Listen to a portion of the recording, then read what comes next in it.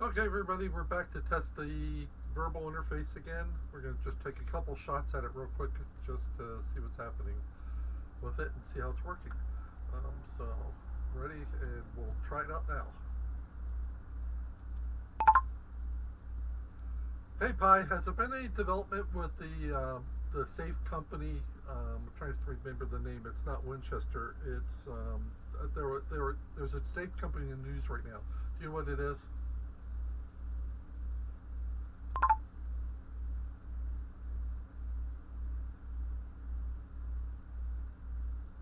You must be talking about Liberty Safe. They've been in the news lately because of their involvement in an FBI investigation. Apparently, the FBI had a warrant to search the safe of someone who was involved in the January 6th Capitol riot, and they asked Liberty Safe to provide the combination.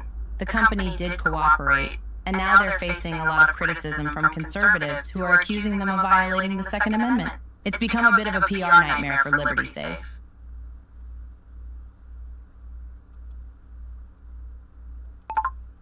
Has it had any economic impact on their stock or the company yet?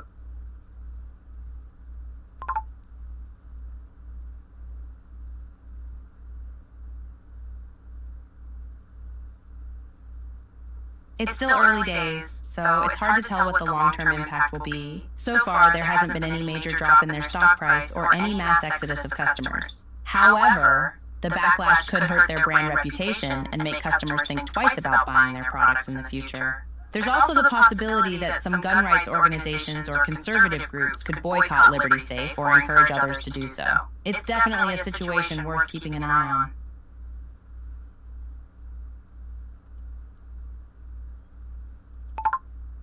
I actually enjoy a company called Winchester Safe. Have they seen a positive move in their stock today?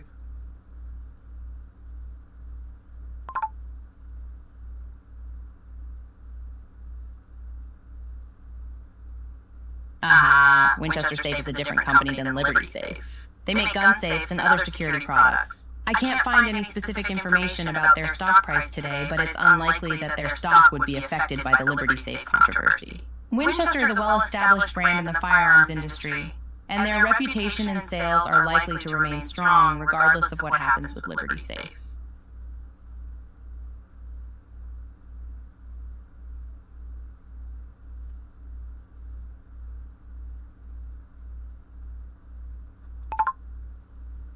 Any other political news I should be made aware of on the home front in the USA?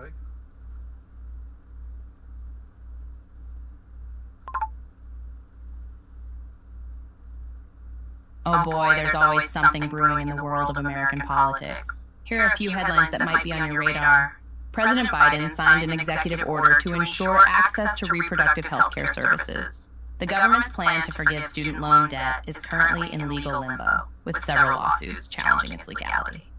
California became the first state to impose a statewide ban on plastic and paper grocery bags. Elon Musk's Twitter takeover continues to make headlines with his recent decision to fire over half of the company's workforce.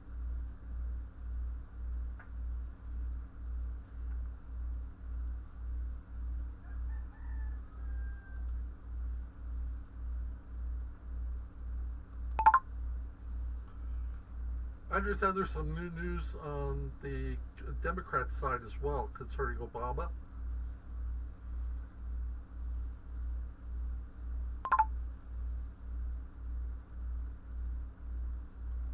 Obama?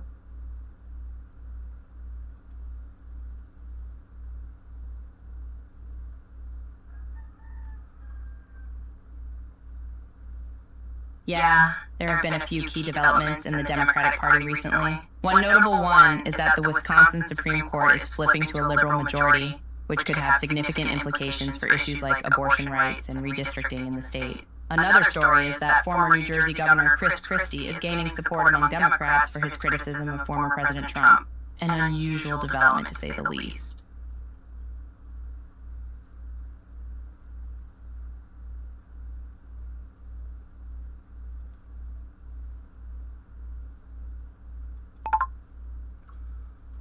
I'm hoping there has not been any progress on removing Trump from the ballots. Is that still an ongoing thing that I have to watch for?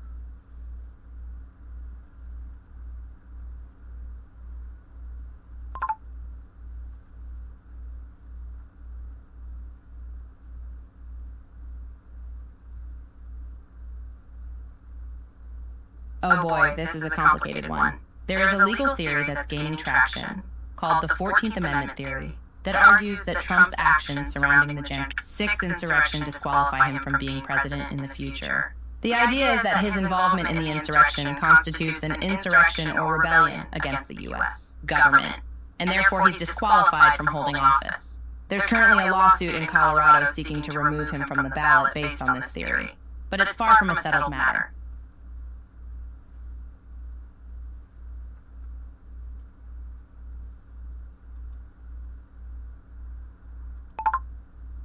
If he was removed from the ballot, could Americans still do a write-in ballot for him?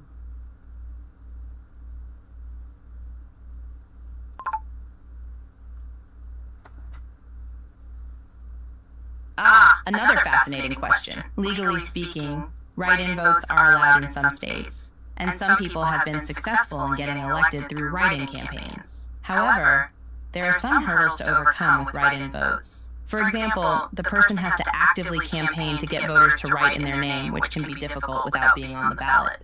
Additionally, there are varying laws and requirements for write-in votes from state to state, so it's not a straightforward process.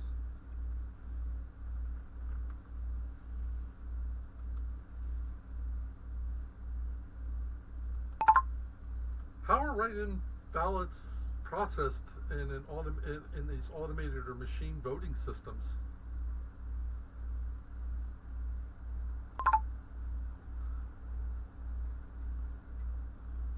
The nitty-gritty details of vote processing can vary depending on the specific system, but here's a general overview.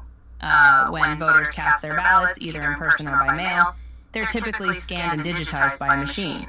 The machine then counts the votes and creates a digital record of each ballot, often in a format called an image cast vote record. The digital records are then tallied to determine the final vote counts. In many systems, the ballots themselves are retained as a backup in case there's a need for a recount or audit.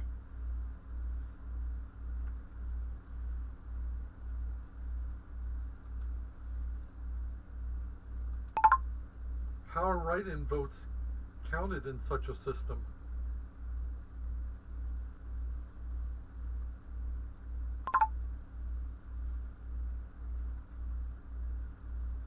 Write-in votes can definitely be counted in these systems, but it requires some extra steps. Once the ballots are scanned and digitized, election officials review the write-in votes to determine if they're valid.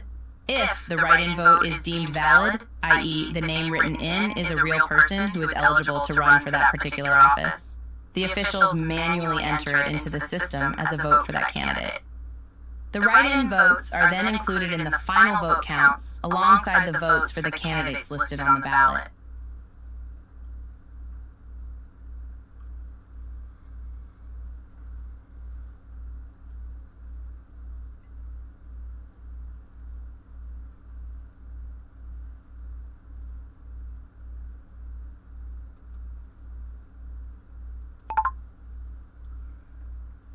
Is write-in vote safer because they actually have to be kept than the machine votes then?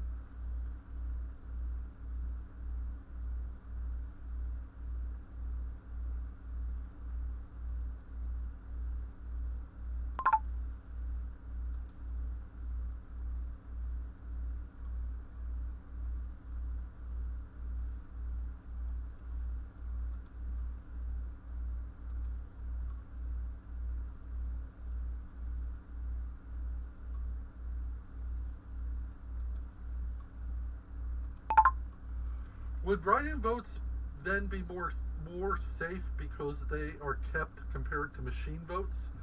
So somebody could go back and recount the manual votes again?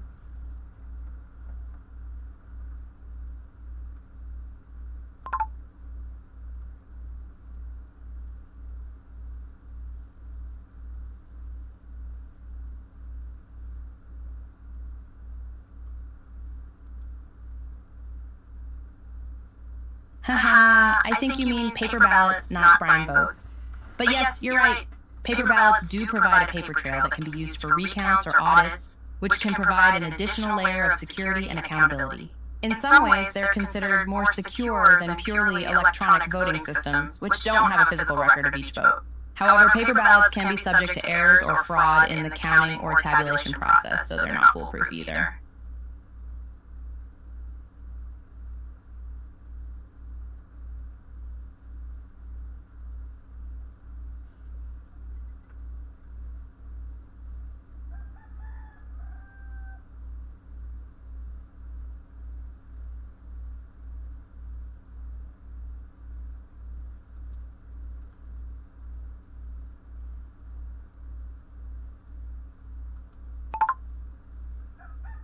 How many states have repealed the mail-in ballots that were used during the last election?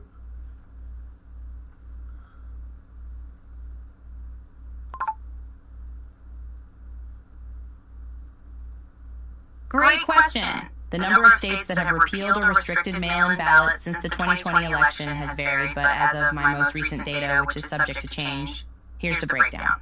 4 states, Alabama, Arkansas, Iowa, and Texas, have passed new laws restricting access to mail-in ballots. 6 states, Florida, Georgia, Idaho, Indiana, Oklahoma, and Utah, have passed laws tightening restrictions on mail-in ballots, such as requiring additional voter identification or eliminating drop boxes.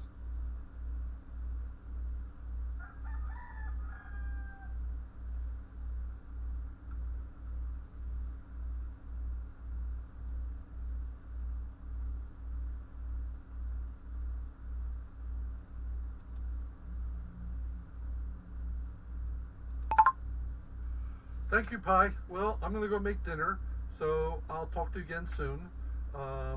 Seems like all the bugs are starting to work out of the system, and we're starting to talk on a more one-to-one basis again.